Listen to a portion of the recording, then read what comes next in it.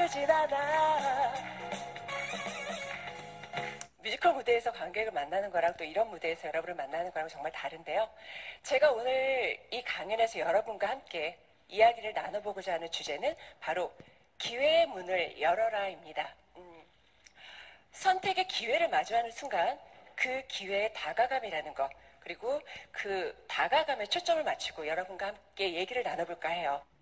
배우를 시작한 지 20년이 조금 넘었어요. 제 시작은 순탄하지 않았고요. 오늘 갑자기 정말 이건 내 길이 아닌 것 같다. 난 정말 내가 하고 싶은 일을 하고 싶다라는 생각이 들었어요. 그래서 무작정 학교를 자퇴했습니다. 사실 그 선택을 할 때 정말 많은 고민들을 했어요. 아빠 엄마 얼굴을 내가 배우를 성공 안 하면 어떻게 보지? 부터 시작해서 굉장히 많은 고민을 했지만 사실 그 순간은 너무나 배우가 되고 싶었던 생각이 간절했던 순간이었기 때문에 모든 걸 걸고서라도 도전을 하고 싶었어요. 배우를 하려면 도대체 어떻게 해야 되나? 연극을 하고 싶은데 난 어떻게 연극을 하고 있을까? 할 수 있을까? 고민을 하다가 우연히 전원극단이라는 곳을 알게 됩니다. 그 극단이 되게 전통 있다라는 얘기만 듣고 무작정 대학로에 있는 그 극단 사무실을 찾아갔습니다. 똑똑똑 이렇게 문을 두드렸습니다. 아무 소리가 안 나는 거예요. 한 번 더 두드릴까 하다가 문을 빼꼼히 열었는데 커다란 회색 테이블에 많은 분들이 앉아서 대본 리딩 작업 같은 걸 하고 계셨던 것 같아요. 그분들이 전부 저를 이러고 쳐다보시는 거예요. 아까 여러분들이 저를 쳐다보셨던 것처럼요. 좀 당황을 했는데 일단 그분 중에 한 분이 이렇게 물어보시더라고요. 누구세요? 어떻게 오셨습니까? 라고 물어보시는데 제가 어떻게 얘기를 해야 되지? 라고 고민을 하다가 정말 정직하게 연극이 하고 싶어서 찾아왔습니다. 이렇게 말씀을 드렸어요. 20살 때. 그때 갑자기 거기 계신 분들이 빡 웃으시는 거예요. 원하는 게 뭐냐고 물어보시더라고요. 그래서 고민하지 않고 연극 연습하는 걸 옆에서 보게만이라도 해달라고 그분들은 흔쾌히 허락을 해주셨습니다. 그래서 그날부터 당장 연습실 옆에 의자에 앉아서 연극 연습하는 걸 지켜보게 됐고요. 그러면서 정말 청소도 하고 길거리에서 전단지도 뿌리고 밤에 포스터 붙이면서 경찰 아저씨한테 혼나기도 하고 이러면서 제 배우로서 이제 같이 길을 그분들과 가게 됐죠. 작품 주인공 언니가 신인 탤런트였어요. 근데 어느 날 그 언니가 공연이 얼마 안 남았는데 극장에 안 오는 거예요. 근데 공연 15분 정도를 남겨놓고 그 언니가 촬영이 안 끝나서 극장에 못 오겠다라고 연락이 왔다는 거예요. 그래서 극단 선배님들이 난리가 났습니다. 이걸 어떻게 해야 되느냐. 저는 팜플렛을 팔고 있었고 워낙 어린 막내였으니까 그 상황을 정확히는 모르겠어요. 근데 갑자기 어떤 선배님이 오시더니 저한테 너 빨리 의상을 갈아입고 무대에 올라갈 준비를 하라는 거예요. 그래서 이게 무슨 상황이냐? 라고 생각을 했는데 극단 선배님들께서 너를 주인공 대타로 올리기로 결정을 하셨다 라고 얘기를 하시더라고요. 정말 너무 좋았죠. 찔 듯이 기뻤어요. 지금 같으면 어떡하지? 막 이렇게 고민을 많이 했었겠지만 그때는 사과 박스만 이렇게 엎어져 있어도 그게 무대라고 올라가고 싶었던 때였어요. 그래서 한치의 망설임도 없이 정말 내가 무대에 서는구나 라고 생각을 하고 무대에 올라가게 됐습니다. 그러고 나서 언니가 스케줄 있을 때마다 한 7, 8번 정도 제가 무대에 올라갔던 것 같고요. 그 공연을 우연히 다른 극단에서 보게 되고 정식으로 섭외 제의가 들어와서 제가 연극 배우로 시작을 하게 됐던 계기가 됐습니다. 사실 감사합니다. 어떻게 보면 그때는 그랬어요. 그 선배님이 저를 잘 지켜봐 주셨고 계셨고 그때 주인공 언니가 하필이면 펑크를 냈고 또 극단이 처했던 곤란한 상황이 저에게 기회로 주어진 순간이었어요. 그래서 어떻게 보면 그 순간이 제가 처음에 배우라는 직업과 만나게 된 만남의 문이었습니다. 그러다가 이제 연극을 하다 보니까 다시 대학교를 들어가야겠는 거예요. 대학교를 가야겠다는 생각이 들어서 다시 이번에는 제 전공 분야와 관련이 있는 관련학과를 들어갔습니다. 그래서 굉장히 재밌게 학교를 다녔고 졸업을 했어요. 그러다 어느 날 과 동기 오빠한테 연락이 왔습니다.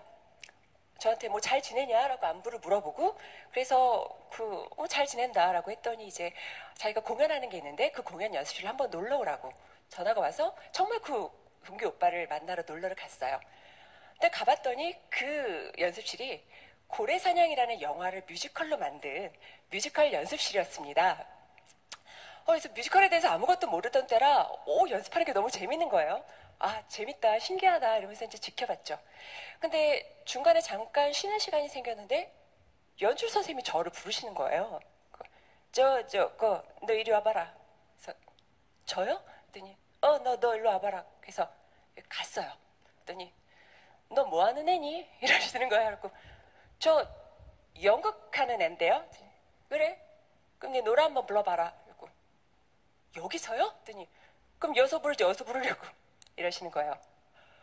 그래서 노래를 불렀어요. I forbidden to produce milk. They close everything without a bad solution. Virtual life. 이렇게 노래 불렀습니다. 감기에 걸려서 코맹맹이 소리가 좀 많이 나죠? 이렇게 노래를 불렀는데 연출 선생님께서 그러시는 거예요. 너 요즘 뭐하니? 그래서 저 요즘 아무것도 안 하는데요. 그랬더니 그래? 그럼 너 내일부터 연습 나와라. 이러셨어요. 그래서 그게 제가 뮤지컬 배우로 데뷔하는 첫 순간이 됩니다. 뮤지컬을 하다가 그 작품을 하면서 안무 선생님께서 너 뮤지컬을 한번 제대로 해보는 게 어떻겠니? 라고 얘기를 하셔서 좋은 작품 오디션이 있으니까 그 좋은 작품 오디션에 한번 해봐라 라고 얘기했는데 그 작품이 명성황후라는 작품이었어요. 여러분 잘 아시죠? 그래서 그 명성황후 오디션을 굉장히 잘 준비를 해서 합격을 하고 저는 이제 명성황후 97년 뉴욕 공연에 합류를 해서 이제 공연을 하게 됩니다. 근데 제가 출연했던 97년 당시 명성황후 같은 경우는 국내 처음으로 뉴욕 브로드웨이에 진출하는 것 때문에 굉장히 이슈가 많이 됐었고 주목을 받았던 때였어요. 정말 많은 일들이 있었죠. 너무너무 힘들었었고 힘든 여건이 많았습니다. 연출을 하셨던 윤호준 대표님께서 공연 준비 과정에 이런 얘기를 하셨어요. 내가 뉴욕에 비행기를 못 타고 가면 뗏목이라도 타고 간다. 그러니까 그 말씀은 얼마나 힘들었었는지 그리고 또 아무리 힘들어도 그 열정이 얼마나 대단했었는지를 정말 길게 얘기하지 않아도 금방 알 수 있는 말이었어요. 그렇게 저희는 뉴욕을 갔고 뉴욕에 가서도 정말 많은 일들이 있었습니다. 정말 힘들었어요. 무시도 좀 많이 당했고요.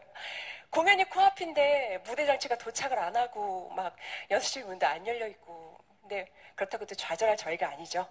그럴수록 더 똘똘 뭉쳐서 뉴욕 센트럴파크 앞에 가서 의상을 입고 사물놀이 꽹과리를 막 치면서 신연습을 하기도 했고요. 정말 악으로 깡으로 버텨나가면서 모든 분들이 다 기적적으로 뉴욕 브로드웨이 링컨 센터에서 첫 무대를 올리게 됐습니다. 불안해할 겨를도 없었어요, 사실. 그렇게 첫 무대를 올리게 되고 마지막 엔딩곡을 부르는 순간이 됐어요. 명성황후의 엔딩곡은 백성이여 일어나라라는 곡이거든요.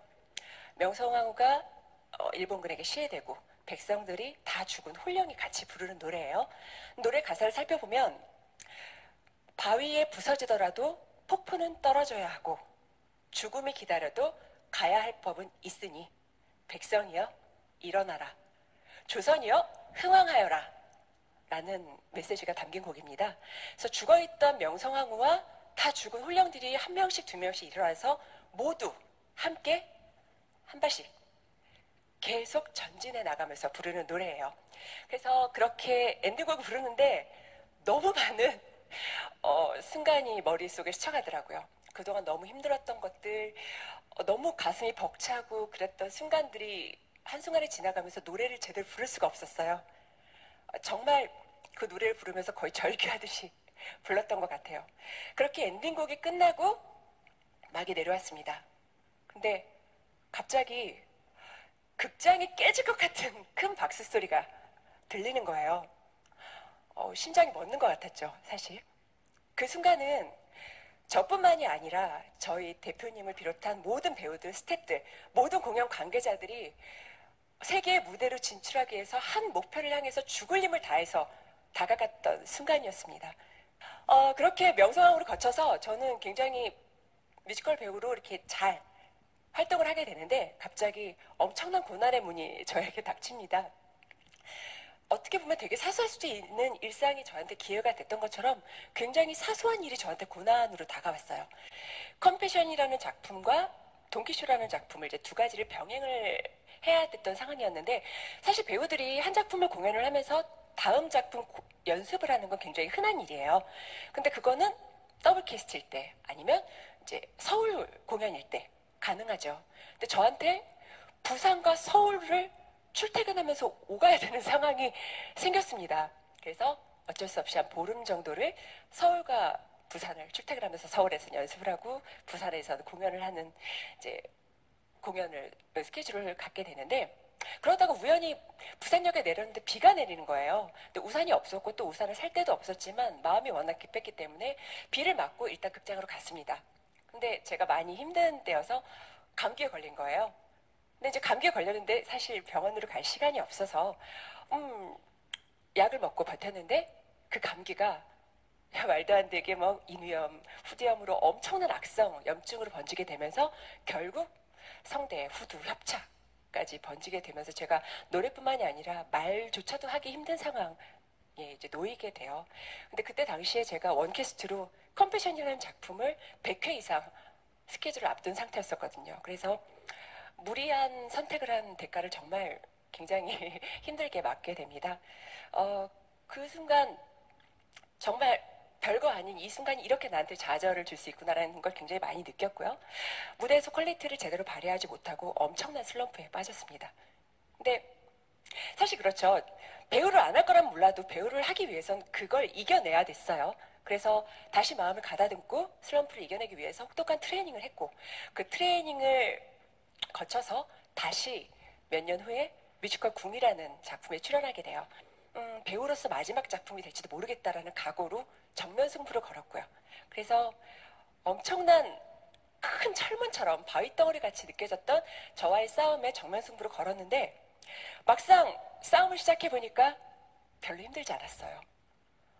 제가 노력했던 그 노력들과 시간이 저를 배신하지 않더라고요. 그래서 그렇게 해전궁이라는 역할을 일본과 서울궁을 오가면서 거의 한 6년 넘게 7년 가까이 좋은 스타들과 배우들과 함께 즐겁게 공연을 해듣고 지금 이 자리까지 서게 되었습니다.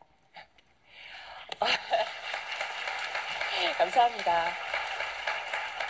제가 고래사냥이라는 작품에서 미란이라는 역을 맡았던 것처럼 주인공은 아니지만 굉장히 작지만 중요한 기회들이 우리 일상에 너무 많죠.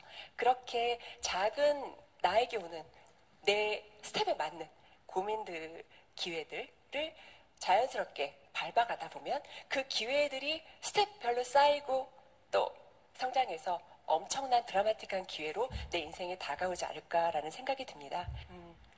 용기 있게 또 솔직하게 기회에 다가가다 보면 우리도 누구 못지않은 드라마틱한 인생을 살 수 있지 않을까라는 생각이 듭니다. 그러니까 여러분도 똑똑똑 가슴의 소리에 귀를 기울여 보시고 주위의 일상을 기회를 삼는 그래서 드라마틱한 인생의 주인공이 되시길 바랍니다. 감사합니다.